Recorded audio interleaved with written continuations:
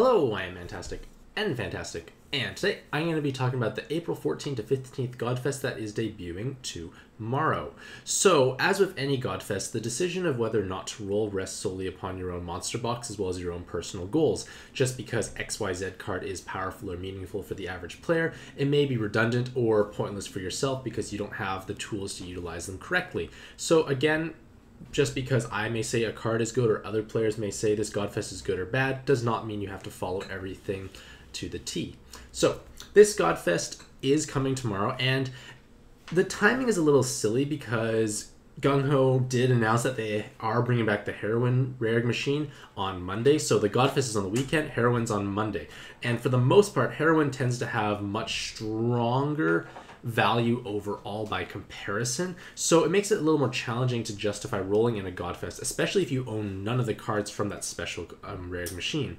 But with that being said, if you do own most of the 5 stars from the Heroine and you are missing most of the Godfest cards, of course, then you can definitely roll in the Godfest by comparison. However, just bear in mind that Godfest do cycle on usually a bi-monthly basis or every 2 weeks or so. So if this one is not so great, you don't have to wait that long for something new and exciting to hopefully come around. Furthermore, not this, but next Friday, Gung Ho is having their official Twitch stream for North America, and they will announce the winners of the Monster Point survey, and the winners of that survey may or may not influence your decision not to roll if you have lots of Monster Points lying around.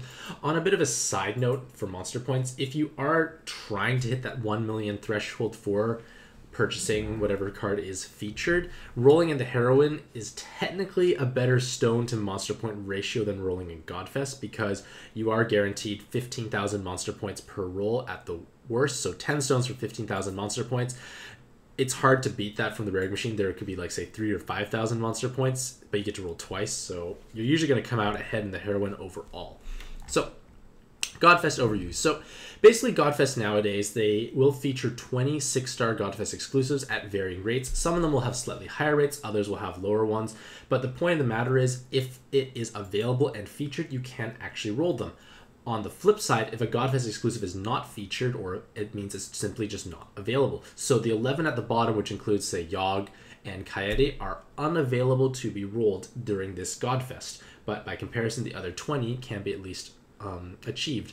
Now, we do have the new evolutions for like Fujin and Sonya's released, and that does obviously give a lot more exciting playing power for those cards, because especially for the Sonyas, who are much older, a lot of people have a couple of Sonyas lying around, so to a certain extent, their best card for their own team is themselves. So I guess if you are missing lots of the featured cards and you do feel lucky, maybe it can be worth rolling.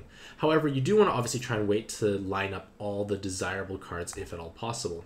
So I do keep my own Godfest exclusive tier list that takes into account their varying usage across all the different gameplay modes and and hopefully I justify why they are ranked accordingly.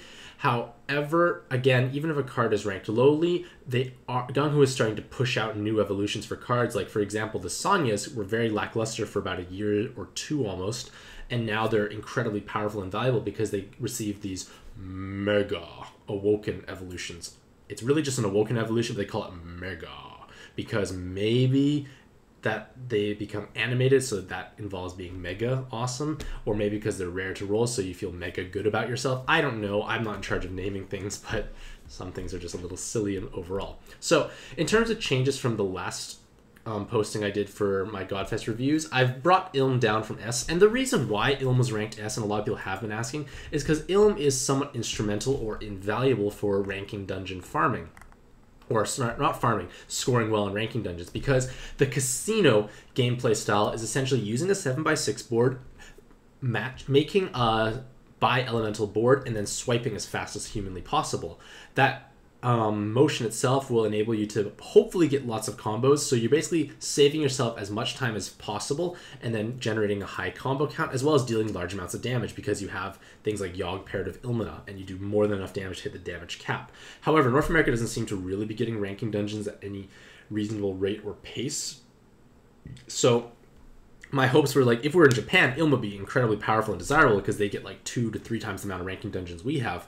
So at this point in time, well, Ilma's just kind of dropping down. Maybe it'll drop down further. Like, we did have 2 ranking dungeons in a row, but I don't know if that trend will ever continue, because there was a period of time where it was like 6 or 8 months when we didn't even have a single one, which is kind of strange in my opinion.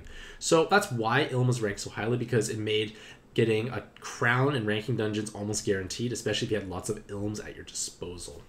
Now, for this Godfest, it is, I guess, average / reasonable overall in terms of what cards are featured. But again, like I said, for the most part, the game is shifting towards collabs being the best cards in the game. And for the most part, it's very true. Collabs have the best leaders possibly available. And in all honesty, having an incredible leader in average subs is better than an average leader in great subs. So a lot of the cards in the Godfest or Rare Machine itself are good subs. They're not necessarily great leaders, but things like Diabolus, Edward, and Yusuke, I can't say that name. It's a Japan exclusive collab for now, but those are like just so much better leaders than anything that's possibly available. So you do kind of want to roll in those collabs for that reason. And it makes it definitely harder for Godfest to kind of shine or be as enticing overall.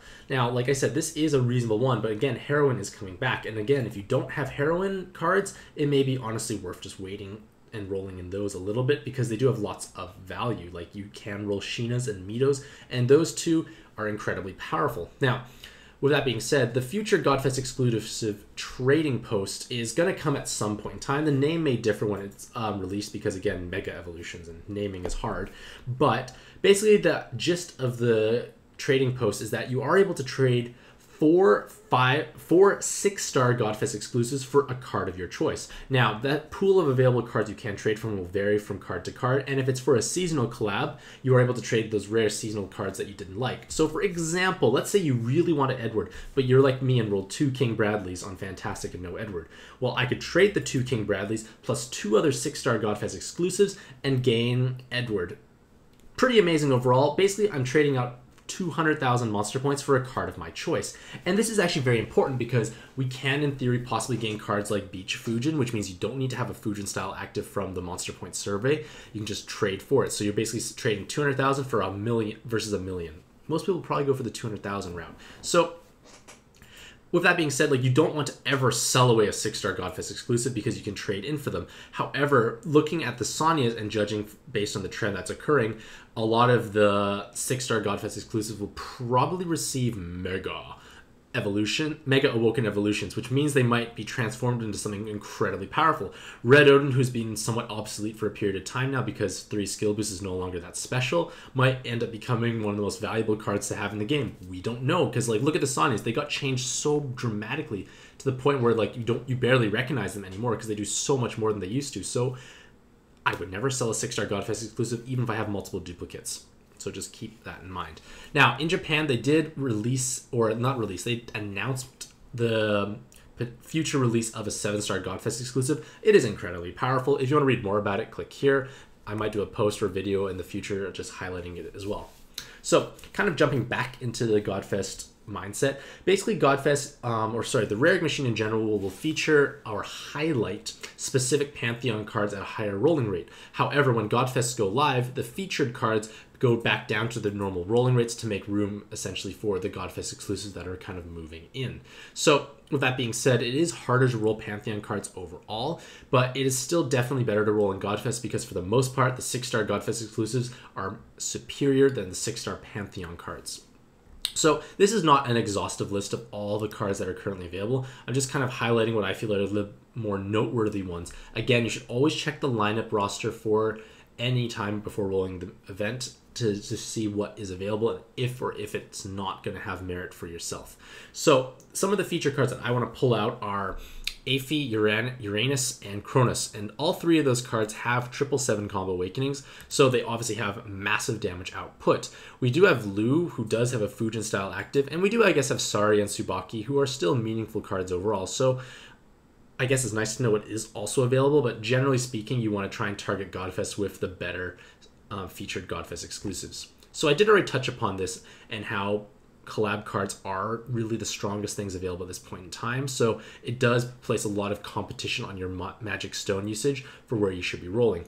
I guess as a generalization, newer players with less developed boxes probably find more merit from fests because it allows them to round out their monster box. But collabs, on the other hand, tend to have the higher value cards as well as more niche and specific cards. So if you have a developed monster box, like say myself, because I've been playing for a long period of time, collabs have more value because I can basically fill in holes or niche scenarios I wouldn't have been able to cover otherwise.